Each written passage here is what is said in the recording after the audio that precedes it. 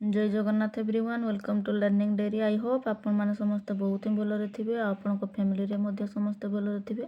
आम कौन पढ़ुले ना DC1 रो यूनिट 2 कौन basic concept in child development पढ़ुले ना।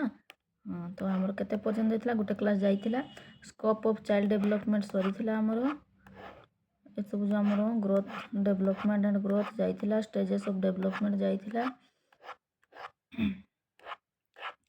आज आम कौन पढ़ा आज आम पढ़ा importance of the study of child development. कौन importance of the study of child development ता माने कौन ना आमर शिशु विकास अध्ययन गुरुत्व कौन रही से विषय आम पढ़ा। ठीक अच्छे तेणु क्लास को आपण जो स्किप करके जीवेनि आरंभ से जा निश्चय देखिए। आपड़ जदि आम चैनल नुआ अच्छा ताहले आम चैनल को सब्सक्राइब करके पाखरे थी बेल आइकन को दबाई देवे जहाँफल कि आम जहाँ भी क्लासेस नहीं कि आसबू तार सर्वप्रथम नोटिफिकेशन आपण मैंने पाइपर।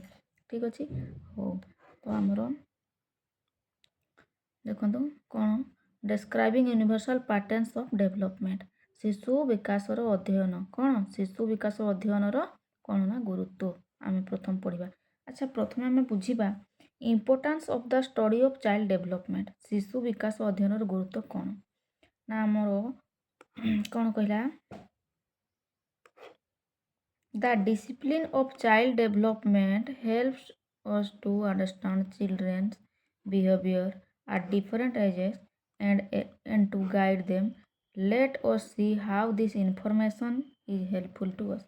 ये कहूँ आमर शिशु विकास अध्ययन कौन ना आमको भिन्न भिन्न बयस शिशु व्यवहार को आम बुझा केमती बुझा ठीक भाव में केमती बुझा ताकू किपरि निर्देश देवा ताहा साहाय्य करिथाय बोली कहुଯାଇଛି। कौन ना शिशु विकास अध्ययनटा आमर जो विभिन्न प्रकार शिशु अछंती तांकर व्यवहार को बुझा आ सठिक भाव में तांकू किपरि रास्ता देखैबा बा निर्देश देवा से जो साहाय्य करिथाय से होछि कौन ना शिशु विकास अध्ययन लक्ष्य बा शिशु विकास आम से शिशु विकास अध्ययन आम से करता। ठीक अच्छे आम जो शिशु विकास अध्ययन करिथाउ एही ज्ञान आम दैनंदिन जीवन में कौन ना शिशु सह व्यवहार करने को आमर कौन उपयोगी होता है। आ शिशु सहित जदि आम ठीक बिहेवियर आमर जदि रोचे ठीक व्यवहार करुचे ताहले शिशुटी ठीक रास्तार जाए। ठीक अच्छे हो तापर आमर कौन कहला डेस्क्राइबिंग यूनिवर्सल पैटर्न्स ऑफ डेवलपमेंट कौन ना आमर विकासर सार्वजनीन ढांचार व्याख्या कौन ना विकासर सार्वजनीन ढांचार व्याख्या। ठीक अच्छे हो डेस्क्राइबिंग यूनिवर्सल पैटर्न्स ऑफ डेवलपमेंट विकासर सार्वजनीन ढांचार व्याख्या आमर कौन कहला ना आमर शिशु विकास रे किछि कौन ना साधारण और सार्वजनीन ढांचा आमर देखा जाय थाए। ठीक अच्छे कौन ना सार्वजनीन आउ साधारण ढांचा देखा जाय थाए जहाँकि आमर समस्त शिशु मानक मध्य थाए। ठीक अच्छे हो आमर जो प्रति पिलार कौन ना आमर फास्ट कम्युनिकेशन केमती होता है ना प्रथमे कौन हुए ना शिशु शब्द आ इशारा माध्यम संजोग करिथाए शब्द आ इशारा संजोग करथे ताकू हैला शब्द आ इशारा को संजोग करे तापरे कौन करे ना से वर्ड कहवा शिखी थाए। ठीक अच्छे कौन ना वर्ड कहवा शिखी थाए से सिक्वेन्शियली से जाई थाए तापरे से वर्ड कहला सॉरी प्रथमे कौन शब्द आ इशारा माध्यम संजोग करे तापरे से वर्ड शब्द कहवा शिखी थाए तापर संपूर्ण आउ माने शुद्ध वाक्य को से व्यवहार करथाए। ठीक अच्छे आउ एहीपरि भाव में से सिक्वेन्शियली कौन निजर भाव को प्रकाश करि थाए बा निजर कम्युनिकेशन स्किल को से डेभलप करि थाए। आउ एही आमर जो सिक्वेन्स रहिला या आमर प्राय समस्त शिशु मानक मध्य कौन ना आमर समान थाए। ठीक अच्छे द सिक्वेन्स और pattern is common to all children आमर यही सिक्वेन्सटा कौन ना क्रमटा प्राय समस्त शिशु मध्य कौन ना समान थाए। ठीक अच्छे समान भाव में रही थाए तापर प्रत्येक विकास क्षेत्र में एक निर्दिष्ट क्रम मध्य रही थाए प्रत्येक विकास क्षेत्र में कौन निर्दिष्ट आमर स्पेसिफिक एबिलिटी कौन आमर कौन particular age in most children आमर कौन प्रत्येक विकास क्षेत्र में एक निर्दिष्ट क्रम रही था जमती कि आमर शिशुटी कौन प्रथमे कौन पेटेवा शिखे ना पेटेवा शिखिकी से तापर कौन करे ना बसवा शिखे तापर से गुरुंडीवा शिखे तापर धीरे धीरे से कौन ଠିଆ ହେବା ଶିଖେ, ତାପରେ ଚାଲିବା ଶିଖେ। ଠିକ୍ ଅଛି, ତ ଏଗୁଡ଼ା କ'ଣ ନା ଗୋଟେ ଗୋଟେ ସିକ୍ୱେନ୍ସ। ଶିଶୁ ପ୍ରଥମେ କ'ଣ, ସେ ଯେତେବେଳେ ତାର କ'ଣ ଆମର ବୁଝିବା ଶକ୍ତିଟା ପିଲାର ଡେଭଲପମେଣ୍ଟ ହୁଏ। କ'ଣ ନା ଆମର ବୁଝିବା ଶକ୍ତିଟା ପିଲାର ଡେଭଲପମେଣ୍ଟ ହୁଏ। ସେତେବେଳେ କ'ଣ ହୁଏ ନା ଛୋଟ ଛୋଟ ଜିନିଷକୁ ପ୍ରଥମେ ସିଏ କ'ଣ ନା ବୁଝିବା ପାଇଁ ଚେଷ୍ଟା କରେ। ତା ବୁଝି ସାରିଲା ପରେ ସେ ଧୀରେ ଧୀରେ ଆମର କ'ଣ ନା ଆବଷ୍ଟ୍ରାକ୍ଟ ଆଡ଼କୁ ଗତି କରିଥାଏ। ଧୀରେ ଧୀରେ କ'ଣ ଆବଷ୍ଟ୍ରାକ୍ଟ ଆଡ଼କୁ ଗତି କରିଥାଏ। ଠିକ୍ ଅଛି, ଆମର ଏଠି ସବୁ ଦେଇଦେଇଛି। ସେ 10 ମନ୍ଥରେ କ'ଣ, ତାପରେ 15 ମନ୍ଥରେ କ'ଣ ତାର ଆବିଲିଟିଟା ଧୀରେ ଧୀରେ କ'ଣ ହୁଏ ଜିନିଷକୁ ବୁଝିଥାଏ। ତାକୁ କ୍ୟାରି କରିସାରିଲା ପରେ କ'ଣ ନା ଆବଷ୍ଟ୍ରାକ୍ଟ ଥିଙ୍କିଂ ଆଡ଼କୁ ସେ ଗତି କରିଥାଏ। ଆମର କ'ଣ ଶିଶୁ ପ୍ରଥମେ ଠୋସ୍ ଜିନିଷକୁ ବୁଝିଥାଏ, ତାପରେ ଅବ୍ୟବହାରିକ ବା ଆବଷ୍ଟ୍ରାକ୍ଟ ଧାରଣା ବୁଝିପାରେ। କେତେବେଳେ? ଏଇ 12 ବର୍ଷ ବେଳେ। ଠିକ୍ ଅଛି, ଏଇ 12 ବର୍ଷ ପାଖାପାଖିରେ ସେ ଆବଷ୍ଟ୍ରାକ୍ଟ ଆଡ଼କୁ ଗତି କରିଥାଏ। ଠିକ୍ ଅଛି, ତାପରେ ଆମର କ'ଣ ନା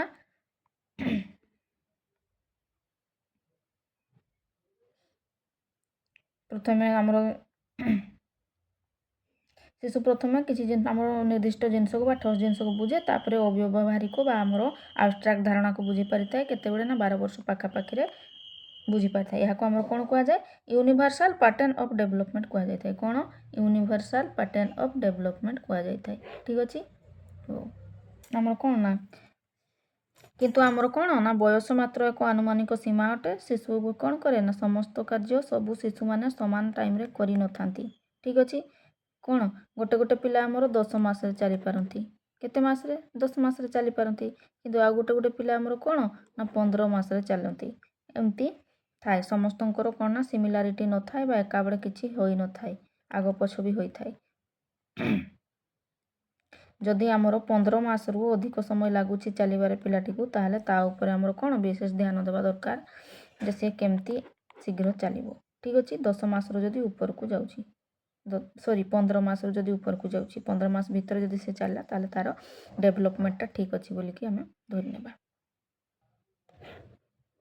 କ'ଣ ନର୍ମସ୍ ଅଫ୍ ଡେଭଲପମେଣ୍ଟ, ଆମର ଯେଉଁ ପିଲାଟି କେଉଁ ପିଲା ଆମର 10 ମାସରେ ଚାଲିପାରନ୍ତି, କେଉଁ ପିଲା 15 ମାସରେ ଚାଲିପାରନ୍ତି। ତ ଏଇ ଯେଉଁ ବିଳମ୍ବ ହୁଏ, ଆଉ ଯଦି ଆମର 15 ମାସରୁ ଅଧିକ ହେଉଛି, ତାହେଲେ ପିଲା ପ୍ରତି ଆମେ ବିଶେଷ ଧ୍ୟାନ ଦେବା। ତ ଏଇ ଆମର କ'ଣ ନା ଆନୁମାନିକ ବୟସକୁ କ'ଣ କୁହାଯାଇଥାଏ ନା ଆମର ନର୍ମସ୍ ଅଫ୍ ଡେଭଲପମେଣ୍ଟ ବୋଲି କୁହାଯାଇଥାଏ। କ'ଣ କୁହାଯାଇଥାଏ? ନର୍ମସ୍ ଅଫ୍ ଡେଭଲପମେଣ୍ଟ ବୋଲି କୁହାଯାଇଥାଏ। ଠିକ୍ ଅଛି, ଅପ୍ଟିକାଲ ଡେଭଲପମେଣ୍ଟ କ'ଣ? ଉତ୍ତମ ବିକାଶ। ଠିକ୍ ଅଛି, ଅପ୍ଟିକାଲ ଡେଭଲପମେଣ୍ଟ ହେଲା ଉତ୍ତମ ବିକାଶ। ଉତ୍ତମ ବିକାଶର ଅର୍ଥ କ'ଣ ନା ଆମର କ'ଣ ଆମର ପରିବେଶଟା ସାଧାରଣ ହେବା ଦରକାର। କ'ଣ ଆମର ପରିବେଶ, ପିଲାଟି ଯେଉଁ ପରିବେଶରେ ବଢ଼ିବ ତାହା ଆମର ସାଧାରଣ ହେବା ଦରକାର। ଠିକ୍ ଅଛି, ଆଉ ଆମର ପିଲାଟିକୁ କ'ଣ ନା ତାର ପିଲାଟିକୁ ଭଲ ନ୍ୟୁଟ୍ରିସନ୍ ଦରକାର। କ'ଣ ନ୍ୟୁଟ୍ରିସନ୍, ଭଲ ପୋଷଣ ପିଲାଟିକୁ ନିଶ୍ଚୟ ଦରକାର। ତା ସହିତ ତାକୁ ପିଲାଟିକୁ କ'ଣ ନା ଭଲ ଭାବରେ କେୟାର ନେବା ଦରକାର, ତାର ଯତ୍ନ, ଯେମିତିକି କିଛି ତାର ବଡ଼ ସମସ୍ୟା ନଥିବ, ତାକୁ ଭଲ ଭାବରେ ଯତ୍ନ ନେବା ଦରକାର। ଇଏ ହେଲା ଆମର କ'ଣ ନା ଉତ୍ତମ ବିକାଶ। ଆମେ ଯଦି ଏତିକି କରୁଛେ, ଆମର ପିଲାଟିକୁ ଆମେ ଭଲ ପରିବେଶ ଦେଉଛେ, ତା ସହିତ ତାକୁ ଆମର କ'ଣ ନା ଭଲ ନ୍ୟୁଟ୍ରିସନ୍ ପ୍ରୋଭାଇଡ଼ କରୁଛେ, ତା ସହିତ ତାର ଭଲ କ'ଣ ନା କେୟାର ନେଉଛେ, ଆଉ କିଛି ତାକୁ ତାର କିଛି ଯଦି ସମସ୍ୟା ନ ରହୁଛି, ତାହେଲେ ସିଏ ହେଲା ଆମର କ'ଣ ନା ଉତ୍ତମ ବିକାଶ। ଠିକ୍ ଅଛି, ଆମର ଶିଶୁର ବିକାଶ ସ୍ୱାଭାବିକ ଭାବରେ ହିଁ ଆମର ଶିଶୁର ବିକାଶଟା ସ୍ୱାଭାବିକ ଭାବରେ ହିଁ ହୋଇଥାଏ। ଆଉ ପ୍ରତ୍ୟେକ ଶିଶୁର ଆମର କ'ଣ ନା ଡେଭଲପମେଣ୍ଟଟା ଭିନ୍ନ ଭିନ୍ନ, କାହିଁକି ନା ପ୍ରତ୍ୟେକ ଶିଶୁ ଭିନ୍ନ, ତେଣୁ ତାଙ୍କର ଡେଭଲପମେଣ୍ଟ, ତାଙ୍କର ବିକାଶର ସୀମାଟା କ'ଣ ନା ଭିନ୍ନ ହୋଇଥାଏ। ଆଉ ଆମର ତାଙ୍କ ମଧ୍ୟରେ କ'ଣ ହେଇଥାଏ ନା ଅନେକ ପ୍ରକାର ପିଲାମାନଙ୍କର ମଧ୍ୟରେ ଅନେକ ପ୍ରକାର କ୍ଷମତା ଥାଏ, କିନ୍ତୁ ସବୁ ପିଲାମାନଙ୍କର ମଧ୍ୟରେ ସମାନ କ୍ଷମତା ନଥାଏ, ସବୁ ଅଲଗା ଅଲଗା ଥାଏ। ଠିକ୍ ଅଛି, ହଉ, ପ୍ରତ୍ୟେକ କ'ଣ ପିଲାଙ୍କର ଏନଭାୟରନମେଣ୍ଟ ବି ଅଲଗା, କଲଚର ବି ଅଲଗା, ଆଉ ସବୁ କିଛି ହେରିଡ଼ିଟି, ଏନଭାୟରନମେଣ୍ଟ, କଲଚର ସବୁ କିଛି ତାଙ୍କର କ'ଣ ନା ଅଲଗା, ତେଣୁ ପିଲାମାନଙ୍କ ଭିତରେ କ'ଣ ନା ଭିନ୍ନତା ଦେଖାଯାଇଥାଏ। ଠିକ୍ ଅଛି,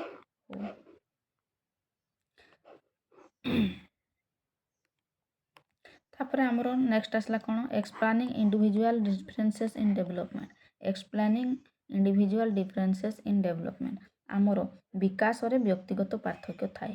ଡେଭଲପମେଣ୍ଟରେ କ'ଣ ନା ଇଣ୍ଡିଭିଜୁଆଲ ଡିଫରେନ୍ସେସ୍ ଥାଏ। ଆମର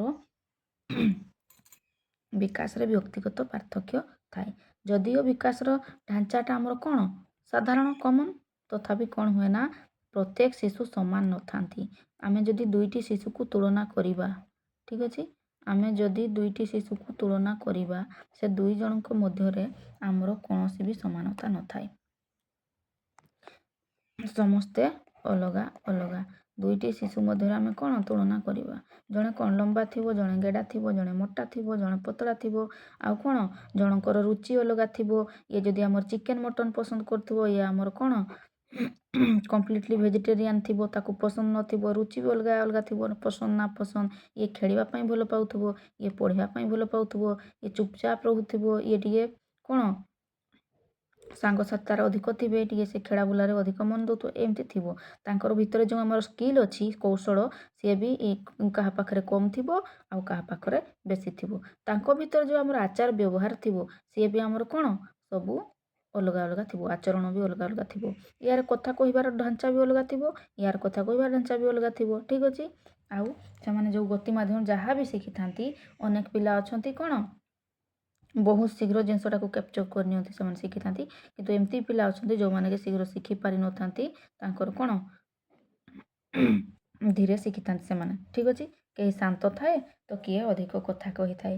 ଆଉ କେହି କେହି ଆମର ଶୀଘ୍ର ଦୌଡ଼ି ପାରନ୍ତି, ଆଉ କେହି କେହି ଜମା ଦୌଡ଼ି ବି ପାରନ୍ତି ନାହିଁ। ଆମର ଏମିତି ପିଲା ଅଛନ୍ତି ଯେଉଁମାନେ ଟିକେ କ'ଣ ପତଳା ଥାନ୍ତି, ତାଙ୍କର ବଡ଼ିଟା ଫ୍ଲେକ୍ସିବୁଲ୍ ଥାଏ, ସେମାନେ ଜୋରରେ ଦୌଡ଼ି ପାରନ୍ତି। କିନ୍ତୁ ଆଉ ଜଣେ ଜଣେ ମୋଟା ଥାନ୍ତି, ସେମାନେ କ'ଣ ହୁଏ ନା ଯଦି କିଛି ବାଟ ସେମାନେ ଚାଲିକି ବି ଗଲେ ତାହେଲେ ସେମାନେ ଧଇଁ ସଇଁ ହୋଇଥାନ୍ତି, ଠିକ୍ ଅଛି। ତ ଏଗୁଡ଼ିକ କ'ଣ ନା ଏହି ପାର୍ଥକ୍ୟ ଗୁଡ଼ିକୁ ବୁଝିବା ଆମ ଦ୍ୱାରା କ'ଣ ନିହାତି ଏହି ପାର୍ଥକ୍ୟ ଗୁଡ଼ିକୁ ବୁଝିବା ନିହାତି ଆବଶ୍ୟକ। ଏଗୁଡ଼ିକୁ ଯଦି ଆମେ ବୁଝିଲେ ତାହେଲେ ଆମେ ପିଲାଟିର କେମିତି ହୋଲିଷ୍ଟିକ୍ ଡେଭଲପମେଣ୍ଟ ହେବ ସେ ଉପରେ ଆମେ ଗୁରୁତ୍ୱ ଦେଇପାରିବା। ଆଉ ଗୋଟେ କଥା, କମ୍ପାରିଜନ୍ କ'ଣ? କମ୍ପାରିଜନ୍ ପିଲା ପିଲା ମଧ୍ୟରେ କେବେ ବି କ'ଣ ନା କମ୍ପାରିଜନ୍ କରିବା ଉଚିତ ନୁହେଁ। ତାହା ଆମର କ'ଣ ନା ନେଗେଟିଭ୍ ଇମ୍ପାକ୍ଟ ପିଲା ଉପରେ ପକାଇଥାଏ। ସିଏ ସେଇଟା କରିପାରୁଛି, ତୁ କାହିଁ କରିପାରୁନି, ସିଏ ଆଗ କରିକି ଦେଖେଇଲା, ତୁ କାହିଁ କରିପାରୁନୁ, ସିଏ ସେତିକି ଖାଇଦେଉଛି, ତୁ କାହିଁ ଖାଇପାରୁନୁ, ଏମିତି କିଛି ପିଲା ପିଲା ମଧ୍ୟରେ ଆମକୁ କ'ଣ ନା ତୁଳନା କରିବା ଜମା ବି ଉଚିତ ନୁହେଁ। ଯଦି କୌଣସି ଶିଶୁ ଯଦି ଆମେ ତୁଳନା କରୁଛେ, ଶିଶୁ ଉପରେ ବହୁତ ନେଗେଟିଭ୍ ଇମ୍ପାକ୍ଟ ପଡ଼ିବ। ଆଉ ତାର ଏବେ ଶିଶୁ ଉପରେ ଏବେ ହିଁ ନେଗେଟିଭ୍ ଇମ୍ପାକ୍ଟ ପଡ଼ୁଛି ତା ନୁହଁ, ପୁରା ତାର କ'ଣ ନା ହୋଲ୍ ଲାଇଫ୍କୁ ତାହା ପ୍ରଭାବିତ କରିବ। ତେଣୁ ଆମକୁ ସତର୍କ ହୋଇକି ରହିବା ଉଚିତ, ଠିକ୍ ଅଛି। ହଉ, ଆଗ୍ରେସିଭ୍ ଆକ୍ରାମକ ବିହେଭିଅର୍ ଯଦି ସେ କରୁଛି ଆମର, ତ ଆମର କ'ଣ ଦରକାର, ତାକୁ ଆମେ କ'ଣ କରିବା? ଯଦି କୌଣସି ଶିଶୁ ଆକ୍ରମକ ବ୍ୟବହାର କରୁଛି, ତେବେ କ'ଣ ନା ତାଙ୍କ ସ୍ୱଭାବ କହିବା ପର୍ଯ୍ୟାପ୍ତ ନୁହେଁ, ତାକୁ କେମିତି ବଦଳାଇବ ସେ ବିଷୟରେ ହିଁ ଆମକୁ ଚିନ୍ତା କରିବା ପାଇଁ ପଡ଼ିବ। ସେ କାହିଁକି ଏପରି ବ୍ୟବହାର କରୁଛି, ତାର କାରଣଟା ଆମକୁ ଖୋଜିକି ବାହାର କରିବା ପାଇଁ ପଡ଼ିବ। ତାର ବ୍ୟବହାରର କାରଣ ଖୋଜିବା ଦରକାର। ତାପରେ କ'ଣ ନା ବହୁ ସମୟରେ ଶିଶୁର କ'ଣ ଅସୁରକ୍ଷା ବୋଧ କିମ୍ବା ବୟସ୍କଙ୍କ ଆମର ଯେଉଁ ଆଡଲ୍ଟ ମାନଙ୍କର କ'ଣ ଆଚରଣଟା ତାଙ୍କ ବ୍ୟବହାରକୁ କ'ଣ ନା ପ୍ରଭାବିତ କରିଥାଏ। ଆମେ ଶିଶୁକୁ ଭଲ ଭାବରେ ବୁଝିବା ଉଚିତ। କ'ଣ ନା ଆମେ ଶିଶୁକୁ ଭଲ ଭାବରେ ବୁଝିବା ଉଚିତ। ଆଉ ସେ ଯଦି ଆକ୍ରମକ ବ୍ୟବହାର କରୁଛି ତାର କାରଣଟା ଖୋଜିକି ବାହାର କରିବା ଉଚିତ। ଆଉ ତାକୁ ଠିକ୍ ରାସ୍ତା ଦେଖେଇବା ଉଚିତ। ଯଦି ତାର ଯେଉଁ କାରଣରୁ ସେ ସେମିତି ବ୍ୟବହାର କରୁଛି ସେ ଯଦି ସମାଧାନ ନେଇଗଲା କିମ୍ବା ଆମେ ତାକୁ ଯଦି ବୁଝେଇ ପାରିଲେ ତାହେଲେ ଶିଶୁଟି ଠିକ୍ ରାସ୍ତାରେ ଯିବ। ତାପରେ ଆମର ନେକ୍ସଟ କ'ଣ ଆସିଲା, understanding human behaviour. Understanding human behaviour ଆମେ ଓଡ଼ିଆରେ କ'ଣ କହୁଛେ, ମାନବ ବ୍ୟବହାରକୁ ବୁଝିବା। ମାନବ ବ୍ୟବହାରକୁ ବୁଝିବା। କ'ଣ? ମାନବ ବ୍ୟବହାରକୁ ବୁଝିବା, ଅଣ୍ଡରଷ୍ଟାଣ୍ଡିଂ ହ୍ୟୁମାନ୍ ବିହେଭିଅର୍। ବ୍ୟକ୍ତିର ବ୍ୟବହାରର କ'ଣ ମୂଳ କାହା ଉପରେ ପ୍ରଭାବ ପଡ଼ିଥାଏ? ବ୍ୟକ୍ତିର ବ୍ୟବହାରଟା ଆମର ପିଲା ଉପରେ ପ୍ରଭାବ ପଡ଼ିଥାଏ। ଶିଶୁଟି ଯଦି ଦେଖୁଛି ତାଙ୍କ ଘର ଲୋକ କେମିତି ବ୍ୟବହାର କରୁଛନ୍ତି କ'ଣ, ସେ ତା ଉପରେ ନିଶ୍ଚିତ ଭାବରେ ପ୍ରଭାବ ପକାଇଥାଏ, ଠିକ୍ ଅଛି। ଆମର ବ୍ୟକ୍ତିର ବ୍ୟବହାରର ମୂଳ ଶିଶୁକାଳର ଅନୁଭବରେ ହିଁ ଥାଏ। କେଉଁଠି ଥାଏ? ଶିଶୁକାଳରେ ସେ ଯାହା ଅନୁଭବ କରିଥିବ, ଯଦି ତାଙ୍କ ଘର ଲୋକ ଯାହା ବ୍ୟବହାର କରୁଛନ୍ତି ପିଲାଟି ଛୋଟବେଳୁ ଶିଖି ଆସୁଛି, ତାହେଲେ ସେଟା ତାର ପରିବର୍ତ୍ତନ ହେବ ନାହିଁ। ତାର ବ୍ୟବହାର କ'ଣ ନା ଯେଉଁ ମୂଳରୁ ସେ ଶିଖିଥିବ ସେଇଟା ତାର ଶିଶୁକାଳର ଅନୁଭବରେ ଥିବ, ଆଉ ପରବର୍ତ୍ତୀ ସମୟରେ ସେ ଅନୁସାରେ ହିଁ ସେ ବିହେଭ୍ କରିବ, ଠିକ୍ ଅଛି। ହଉ। ଯେମିତିକି ମୁଁ କହିଲି ଯେ ବ୍ୟକ୍ତିର ବ୍ୟବହାରଟା ମୂଳ ଆମର କ'ଣ ନା ଶିଶୁକାଳର ଅନୁଭବରେ ଥାଏ। କେମିତି ଥାଏ ନା ଆମର ସଫଳତା ଓ ବିଫଳତା ପ୍ରତି ଦୃଷ୍ଟିଭଙ୍ଗୀ। ଯଦି ସେ ସଫଳତା ବିଫଳତା କ'ଣ ତାଙ୍କର ପରିବାରରେ କେମିତି କ'ଣ ଚାଲିଛି, ଯେ ସେମାନେ କାହାକୁ ସଫଳତାକୁ ଗୁରୁତ୍ୱ ଦେଉଛନ୍ତି, ବିଫଳତାକୁ ଗୁରୁତ୍ୱ ଦେଉନାହାନ୍ତି, ଆଉ ଅନ୍ୟ କାହାକୁ ସେମାନେ ହେୟ ଜ୍ଞାନ କରୁଛନ୍ତି, ଏସବୁ ଆଉ ଅନ୍ୟ ଲୋକମାନଙ୍କ ସହିତ ତାଙ୍କର ଯଦି ଭଲ ସମ୍ପର୍କ ରହିଛି କିମ୍ବା କ'ଣ ନା ଖରାପ ସମ୍ପର୍କ ରହୁଛି, ପିଲାଟି ଦେଖୁଛି ଶିଖୁଛି। ତ ସବୁ କ'ଣ ନା ଆମର ଶିଶୁକାଳର ଅନୁଭବ ଉପରେ ହିଁ ଆଧାରିତ। ସେ ଯେମିତି ଦେଖିବ ସେମିତି ଶିଖିବ। ଠିକ୍ ଅଛି। ହଉ, ଆଉ ଏମିତି ବି ଆମର କ'ଣ ନା ଶିଶୁ ଅଛନ୍ତି ଯେଉଁମାନେ କି କ'ଣ ନା ଆମର ଯେତିକି ସେମାନେ ପାଇବା କଥା ସ୍ନେହ ପ୍ରେମ ଆମର ପାଇବା କଥା ଯଥେଷ୍ଟ ପରିମାଣରେ ସେମାନେ ପାଇପାରନ୍ତି ନାହିଁ। କାହିଁକି ନା ଯଦି ସେମାନେ ଠିକ୍ ଭାବରେ ଭଲ ପାଇବାଟା ବା ଆମର ସ୍ନେହ ମମତାଟା ସେମାନେ ପାଇପାରିବେନି, ତାହେଲେ କ'ଣ ହେବ ନା ସେମାନେ ନିଜକୁ କ'ଣ ନା ଅସୁରକ୍ଷିତ ମନେ କରିବେ।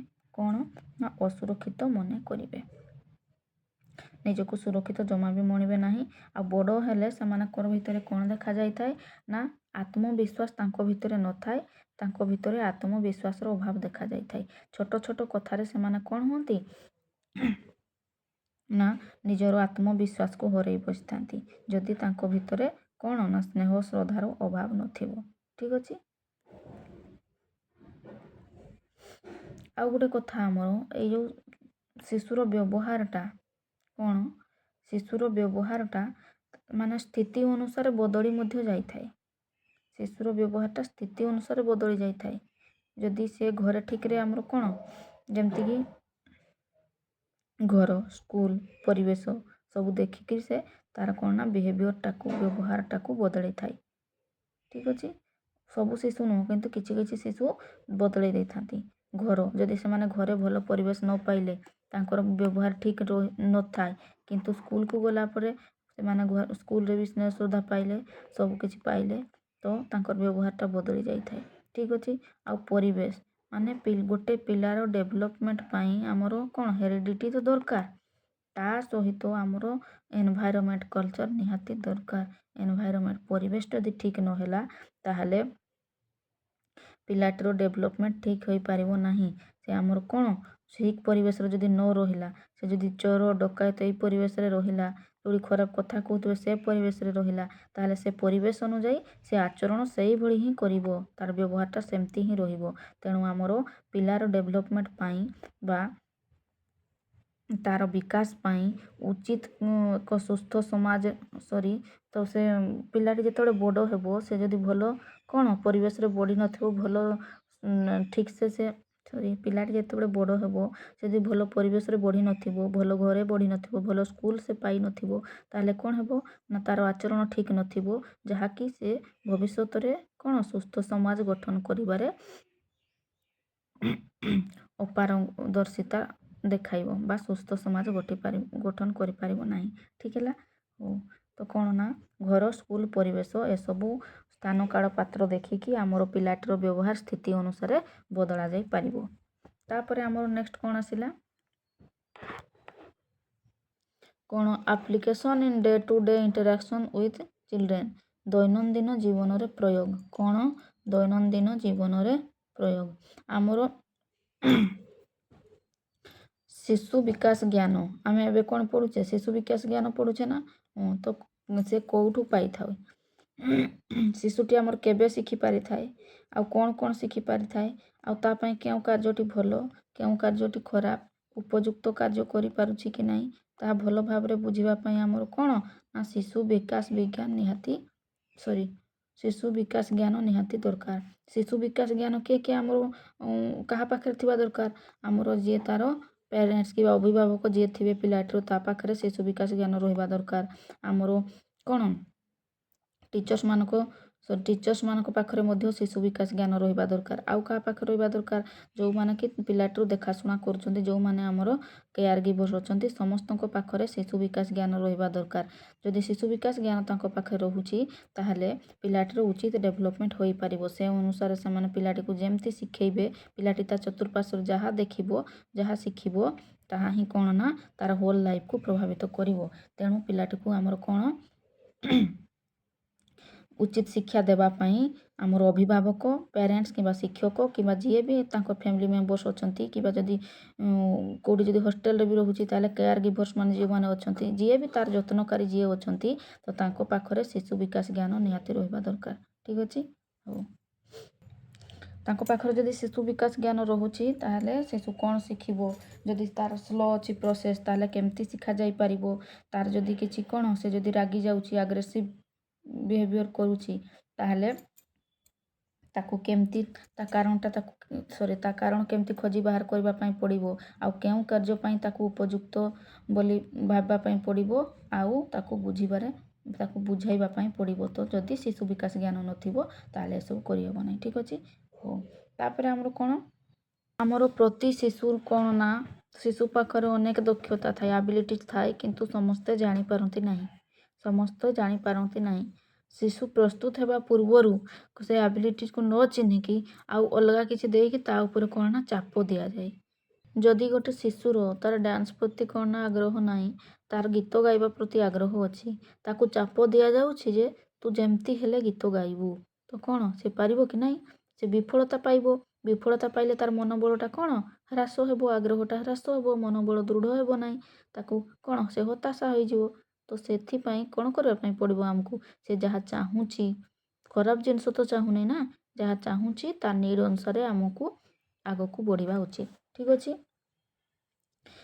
आउ जदि आमे हठात कौन करवा ना पिलाटे गोटे पिला को आमे कौन ना गोटे कठिन काम देदेबा से करि परिबो कि करि परिबो नै से निश्चय विफलता पाइबो तापर ता भीतर कौन ना हताश भाव देखा देबो आउ से किछि भी कार्य करबा पई आउ कौन ना आग्रह प्रकाश करिबो नाही तो पिलाटीर विकास ठीक भाव रे होई परिबो नाही तार डेवलपमेंटटा ठीक भाव रे होई परिबो नाही तेणु हमको कौन करबा आ अति सहज काम देबा शिशु को कौन करबा अति सहज काम देबा जहाकू अति सहज काम देबा जहाकि पिलाटी बहुत शीघ्र करि परिबो कौन बहुत शीघ्र करि परिबो जदि से शीघ्र गोटे काम को कंप्लीट कर देला ताले से नेक्स्ट काम को करिवो बोली सांगे सांगे आग्रह देखैबो ठीक अछि आ जदि हमें कठिन देले बहुत हार्ड देले ताले कौन हेबो ना से तो आग्रह प्रकाश करिवो नाही किंतु से जदि किछि भी हमें एक्टिविटी करोचे ताकू जदि मजा न मिलला ताले से जमा भी करिवो नाही ताकू कौन ना मजा लागिबो जोउटा हसी खेड़ी जोटा शिखिबो सेमती जिनस देले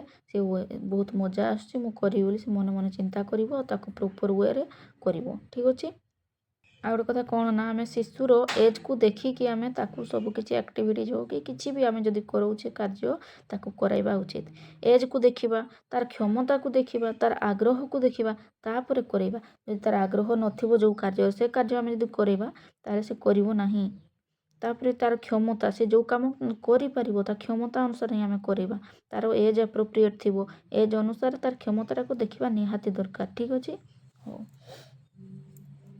तापर हमर कौन कहला तो आम मोटामोटी भाव में कौन बुझिले ना शिशु विकास अध्ययन करने द्वारा कौन ना शिशु को आम कौन करवा ना बुझा अंडरस्टांडिंगटा आम डेभलप हे ठीक अच्छे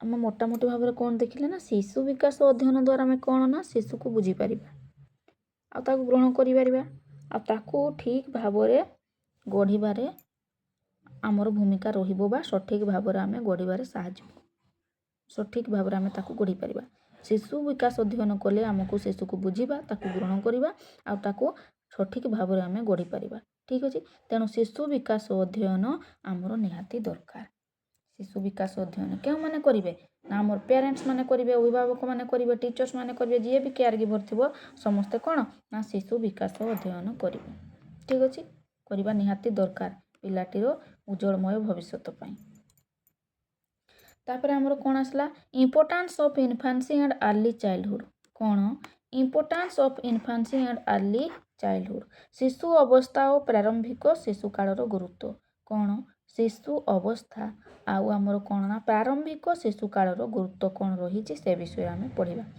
आमर इन्फान्सी इन्फान्सी माने कौन ना शिशु अवस्था 0 to 2 years को आम कौन कहूचे ना आम इन्फान्सी बोली कहूचे कौन 0 to 2 years को आम कौन कहूचे इन्फान्सी बोली कहूचे आ बाल्यावस्था को आम कौन कहूचे ना चाइल्डहुड बोली कहूचे कौन बाल्यावस्था को आम चाइल्डहुड बोली कहूचे आउ आमर इन्फान्सी को शैशव अवस्था बोली कहूचे।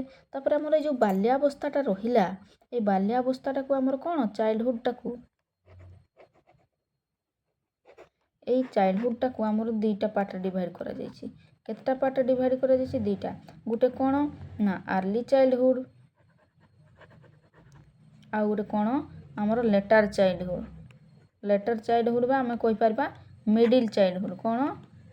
Middle childhood. ଗୋଟେ ହେଲା ଆମର କ'ଣ ଆଦ୍ୟା ବାଲ୍ୟାବସ୍ଥା କହୁଛେ, ଆଉ ଗୋଟେ ହେଲା ଆମର ପରବର୍ତ୍ତୀ ବାଲ୍ୟାବସ୍ଥା କହୁଛେ। ଆମର ବାଲ୍ୟାବସ୍ଥାଟାକୁ ଦୁଇଟା ପାର୍ଟ ଡିଭାଇଡ଼ କରାଗଲା। ଗୋଟେ ହେଲା ଆମର ଆଦ୍ୟା ବାଲ୍ୟାବସ୍ଥା, ଆଉ ଗୋଟେ ହେଲା ଆମର କ'ଣ ପରବର୍ତ୍ତୀ ବାଲ୍ୟାବସ୍ଥା ବା ଆର୍ଲି ଚାଇଲ୍ଡହୁଡ଼, ଲେଟର ଚାଇଲ୍ଡହୁଡ଼ ବା ତାକୁ ଆମେ କ'ଣ କହୁଛୁ ନା ମିଡ଼ିଲ୍ ଚାଇଲ୍ଡହୁଡ଼ ବୋଲି କହୁଛୁ। ଠିକ୍ ଅଛି। ଏଇ ଆର୍ଲି ଚାଇଲ୍ଡହୁଡ଼ଟା ଆମର କ'ଣ ନା ମାନବ ଜୀବନର ସବୁଠାରୁ ଗୁରୁତ୍ୱପୂର୍ଣ୍ଣ ଅବଧି ବୋଲିକି ଆମର କୁହାଯାଇଛି। କ'ଣ ନା ଆମ ଜୀବନର ସବୁଠାରୁ ଗୁରୁତ୍ୱପୂର୍ଣ୍ଣ ଅବଧି କେଉଁଟା? ଆର୍ଲି ଚାଇଲ୍ଡହୁଡ଼ଟା। ଠିକ୍ ଅଛି। ଏହି ସମୟରେ ଆମର କ'ଣ ନା ହୋଲିଷ୍ଟିକ୍ ଡେଭଲପମେଣ୍ଟ ହୋଇଥାଏ। ଆମର ଆର୍ଲି ଚାଇଲ୍ଡହୁଡ଼ ସମୟରେ କ'ଣ ନା ଆମର ହୋଲିଷ୍ଟିକ୍ ଡେଭଲପମେଣ୍ଟ ହୋଇଥାଏ। ଭଲ ଭାବରେ ମନେ ରଖିବ। ଆମର ଆର୍ଲି ଚାଇଲ୍ଡହୁଡ଼ଟା କେତେରୁ କେତେ? ଆମର ଇନଫାନ୍ସି ହେଇଗଲା 0 to 2 years, କିନ୍ତୁ ଆର୍ଲି ଚାଇଲ୍ଡହୁଡ଼ଟା ଆମର କ'ଣ 2 to 7 years ଥିବ କିମ୍ବା ଆମର 2 to 6 years ମଧ୍ୟ ଥିବ। ଠିକ୍ ଅଛି। 2 to 7 years ବା ଆମର 2 to 6 years ମଧ୍ୟ ଥିବ ଆର୍ଲି ଚାଇଲ୍ଡହୁଡ଼ଟା। ଏହି ସମୟରେ ପିଲାଟି ଆମର ପ୍ରି ସ୍କୁଲକୁ ଯାଇଥାଏ। ତ ଏହି ସମୟରେ ପିଲାଟି ଆମର ଯାହା ଶିଖିବ, ଯେମିତି ଏନଭାୟରମେଣ୍ଟରେ ବଢ଼ିବ, ସେ ତା'ର କ'ଣ ନା ଆମର ତା'ର ହୋଲ୍ ଲାଇଫ୍କୁ ତାହା ପ୍ରଭାବିତ କରିଥାଏ ତା'ର ହୋଲିଷ୍ଟିକ୍ ଡେଭଲପ୍ ପାଇଁ। ତେଣୁ ଆମକୁ କ'ଣ ପିଲାକୁ ଭଲ ପରିବେଶ, ଭଲ ଏନଭାୟରମେଣ୍ଟ ସବୁକିଛି ଆମର ପ୍ରପର୍ ହୁଏ। ଯିଏ ହେଲେ ଭାବିବେ କ'ଣ ଛୋଟ ହେଇଛି ଛୁଆଟା, ସେ ଏବେ କିଛି ବୁଝିନି, ତାକୁ ସେମିତି କିଛି କରୁ, କିନ୍ତୁ ନା, ଛୋଟ ଥିଲେ ବି ଛୋଟ ବଡ଼ ହିଁ ତାକୁ ଧ୍ୟାନ ଦେବା ପାଇଁ ପଡ଼ିବ। ଆଉ ଠିକ୍ ପରିବେଶ, ଠିକ୍ ଶିକ୍ଷା ତାକୁ ନିହାତି ଭାବରେ ଦରକାର। କାହିଁକି ନା ହୋଲିଷ୍ଟିକ୍ ଡେଭଲପମେଣ୍ଟ ଏହି ସମୟରେ ହିଁ ହୋଇଥାଏ। ଠିକ୍ ଅଛି। ହଉ, କ'ଣ ନା ତା'ର ଗୋଟେ ଫାଷ୍ଟ ରିଜନ୍ କ'ଣ? ପ୍ରଥମ କାରଣ କ'ଣ ନା ଆମର ଯେଉଁ ରିସର୍ଚ୍ଚରୁ ମିଳିଛି ବା ଗବେଷଣାରୁ ମିଳିଛି, କ'ଣ ମିଳିଛି? ଯେ ଜୀବନର ଆମର ପ୍ରଥମ କିଛି ବର୍ଷ ଶିଶୁର କ'ଣ ନା ପରବର୍ତ୍ତୀ ବ୍ୟବହାର ଉପରେ କ'ଣ ନା ଗଭୀର ପ୍ରଭାବ ପକାଇଥାଏ। କ'ଣ ନା ଶିଶୁର ପରବର୍ତ୍ତୀ ବ୍ୟବହାର ଉପରେ ଗଭୀର ପ୍ରଭାବ ପକାଇଥାଏ ପ୍ରଥମ କିଛି ବର୍ଷ। ସେଥିପାଇଁ ସେ ବର୍ଷ ଗୁଡ଼ିକ ବହୁତ ହିଁ ଗୁରୁତ୍ୱପୂର୍ଣ୍ଣ। ଠିକ୍ ଅଛି। ତାପରେ ଆମର ଦ୍ୱିତୀୟ କାରଣ କ'ଣ ନା ଆମର ଯେଉଁ ଅଛି ନା ଆର୍ଲି ଚାଇଲ୍ଡହୁଡ଼ ଆର୍ଲି ଚାଇଲ୍ଡହୁଡ଼ ଆମର କ'ଣ ଆମର ତା'ର ଶାରୀରିକ, ଫିଜିକାଲ, କଗ୍ନିଟିଭ, ଲାଙ୍ଗୁଏଜ, ସୋସିଆଲ ଆଉ ଇମୋସନାଲ୍ ଡେଭଲପମେଣ୍ଟଟା ରାପିଡ଼ ୱେରେ ହୋଇଥାଏ। ଠିକ୍ ଅଛି। ରାପିଡ଼ ୱେରେ ହୋଇଥାଏ। ଏହି ସମୟରେ ଶିଶୁ ଅନେକ କୌଶଳ ଶିଖିଥାଏ। ଆମର ଏହି ସମୟରେ କ'ଣ କରିଥାଏ ନା ଶିଶୁଟି ବହୁତ କିଛି ଦକ୍ଷତା ଅର୍ଜନ କରିଥାଏ, ବହୁତ କୌଶଳ ଶିଖିଥାଏ, ଯାହାକି ସେ ବଡ଼ ହେଲା ପରେ ଶିଖିବା ତାର ପାଇଁ କଷ୍ଟକର ହୋଇପଡ଼ିଥାଏ କିମ୍ବା ଅସମ୍ଭବ ହୋଇପଡ଼ିଥାଏ ବୋଲି ଆମେ କହିପାରିବା। ତେଣୁ ଆମର ଏଇ ଚାଇଲ୍ଡହୁଡ଼ ସମୟଟା କ'ଣ ବହୁତ ହିଁ ଗୁରୁତ୍ୱପୂର୍ଣ୍ଣ ତା ପାଇଁ। ଠିକ୍ ଅଛି। ହଉ, ତାପରେ ଆଉ କ'ଣ ଅଛି ଆମର ଦେଖିବା। ଆଉ ଗୋଟେ କଥା, ଏହି ସମୟରେ ଶିଶୁ ଏମିତି ଅନେକ କୌଶଳ ଶିଖେ ଯାହାକି ପରେ ଶିଖିବା ତା ପାଇଁ କଷ୍ଟକର ଆଉ ଅସମ୍ଭବ ହୋଇପଡ଼ିଥାଏ।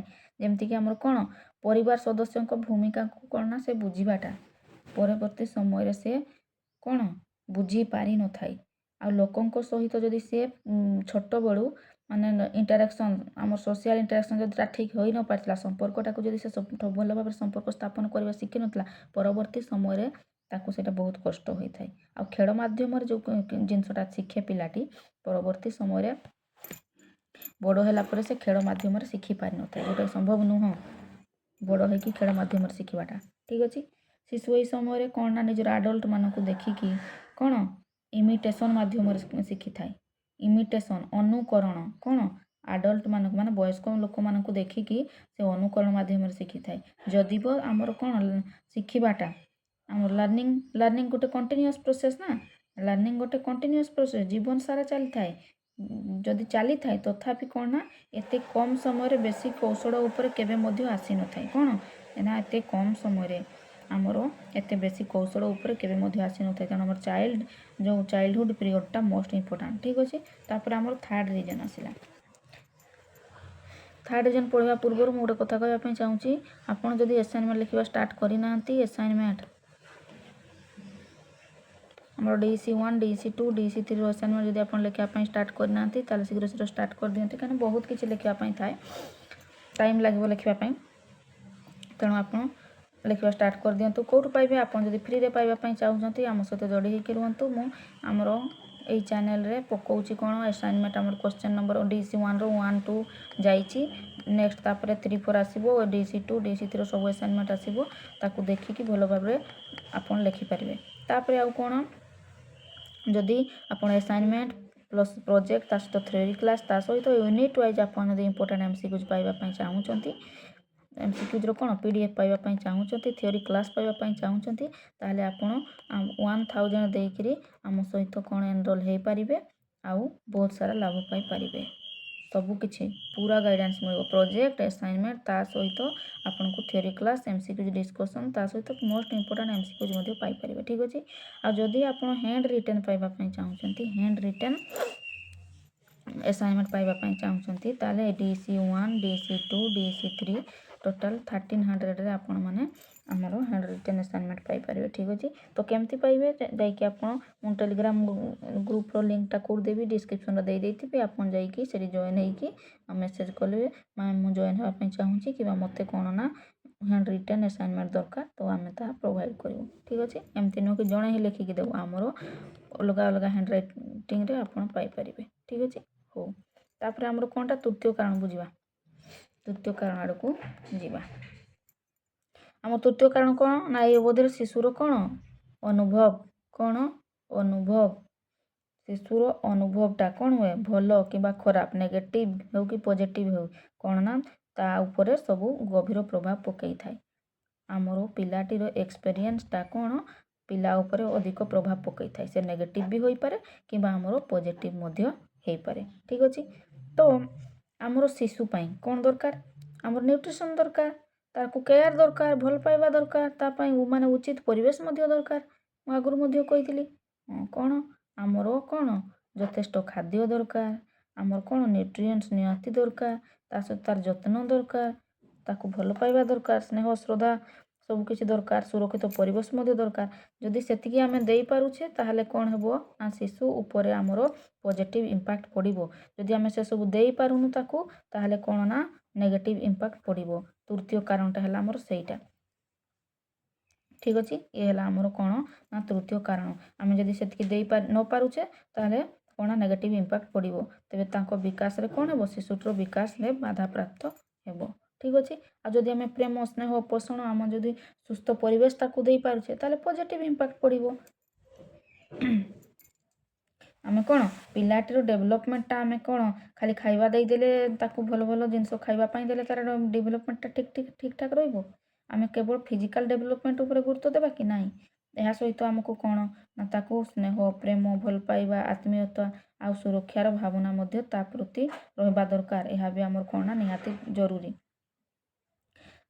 ताहले कौन पिलाटी आमर होलिस्टिक डेभलपमेंट दरकार भल खाइबा देकी स्नेह श्रद्धा देकी ताकू मुंडरे बसैकी खराब कथा जदि खराब आचरण से करूची ताकू आम ठीक रास्ता न देखैबा ताहले पिलाटीर होलिस्टिक डेभलपमेंट हेबो कि नहीं तापर कौन करबा उचित पिलाटीर होलिस्टिक डेभलपमेंट उपरे गुरुत्व देबा उचित से केमती परिवेश रे रहुची से कौन खाऊची से कौन शिखुची सबू ता उपरे कौन गुरुत्व देबा उचित आम जदि से सब करूचे ताहले कौन हेबो ना पिलाटी सुरक्षित रहिबा सहित ता भितरे आत्मविश्वासटा बढ़िबो आत्मविश्वासटा बढ़िबो किछि नुआ नुआ कार्य करिबा पई से आग्रह प्रकाश करिबो ठीक अछि आ जदि शिशुटी भल समय रे भल एक्सपीरियंस पाइला बा अनुभव पाइला से कौन नुआ नुआ काम से शिखिबा को आग्रही हेबो किंतु जदि न पाइला से पछरे रहि जिवो ठीक अछि आउ खाली सफलता उपरे गुरुत्व देले मध्य हेबो नाही जे तो मु एटा ओभर कॉन्फिडेंस जोटा आमे कहूचे जदि आमे ओभर कॉन्फिडेंस देखौचे ना से विफलता को फेस करि पारिबो नाही जते बेले से विफलता पाइबो से जमा भी फेस करि पारिबो नाही जदि कोन ठीक एक्सपीरियंस पाई थिबो ठीक भावरे तार सब कुछ होलिस्टिक डेभलपमेंट ऊपर आमे गुरुत्व देइथिबा ताले कोन नुआ नुआ कार्य शिखिबा को तो आग्रही हेबो ता सहित से विफलता को सहजरे ग्रहण करिवो आ आत्मविश्वास सहित से आग को बढ़िबो आ भविष्यत रे से सब किछि अचीव करि पारिबो ठीक अछि तो आमे कोन बुझिले ना शिशु अवस्था आमर कोन शैशव अवस्था केते इन्फान्सीटा 0 to 2 इयर्स आ आमर प्रारंभिक शिशु अवस्था प्रारंभिक ସରି ଆଦ୍ୟା ବାଲ୍ୟାବସ୍ଥା ଯାହାକୁ ଆମେ କହୁଛେ ସେ ହେଉଛି ଆମର କ'ଣ ନା ମାନବ ବିକାଶର ମୂଳ ଭିତ୍ତି। ତେଣୁ 0 to 7 ଇୟର୍ସ ପର୍ଯ୍ୟନ୍ତ ପିଲାକୁ ଆମେ କେମିତି ରଖିବା, ତାର କେମିତି ହୋଲିଷ୍ଟିକ୍ ଡେଭଲପମେଣ୍ଟ ହେଇପାରିବ ସେ ଉପରେ ଆମେ ଗୁରୁତ୍ୱ ଦେବା। ଠିକ୍ ଅଛି। କାହିଁକି ନା ଏହି ସମୟରେ ଯାହା ବି ଅନୁଭବ ବା ଯାହା ବି ଏକ୍ସପିରିଏନ୍ସ ସେ ଗେନ୍ କରିଥିବ ଶିଶୁଟି ତାହା ତାର ହୋଲ୍ ଲାଇଫକୁ ପ୍ରଭାବିତ କରିଥାଏ। ଠିକ୍ ଅଛି। ହଉ, ତ ଆମର ଇଏ ଥିଲା କ'ଣ DEC 1ର ୟୁନିଟ୍ 2 କ'ଣ DECE 1ର ୟୁନିଟ୍ 2 ପୁରା ସରିଗଲା। ଆଶା କରୁଛି କ୍ଲାସ୍ଟି ଆପଣମାନଙ୍କୁ ନିଶ୍ଚିତ ଭାବରେ ଭଲ ଲାଗିଥିବ। ଯଦି ଭଲ ଲାଗିଲା ଲାଇକ୍ ସେୟାର କରିବେ, ତା ସହିତ କମେଣ୍ଟ ମଧ୍ୟ କରିବେ ଆଉ ଆମ ଚ୍ୟାନେଲକୁ ସବସ୍କ୍ରାଇବ୍ କରିକି ଆମ ପରିବାରର ସଦସ୍ୟ ହୋଇଯିବେ। ଆଉ ଯାହା ବି କିଛି ଡାଉଟ୍ ରହିଲା କମେଣ୍ଟ ମାଧ୍ୟମରେ ପଚାରିବେ। ଠିକ୍ ଅଛି, ରହୁଛି, ଧନ୍ୟବାଦ।